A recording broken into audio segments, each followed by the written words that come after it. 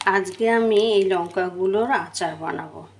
জল ঝরিয়ে আগে প্রথমে শুকনো করে নেব। শুকনো লঙ্কা, মেথি, মৌরি, গোটা জিরে শুকনো খোলায় নেড়ে নেব। সর্ষেও একটু শুকনো খোলায় ভালো করে নেড়ে নেব। মশলাটা শুকনো খোলায় ভাজা হয়ে গেছে, এবার গুঁড়ো করে নেব। সর্ষের তেলটা ভালো করে গরম করে নেব।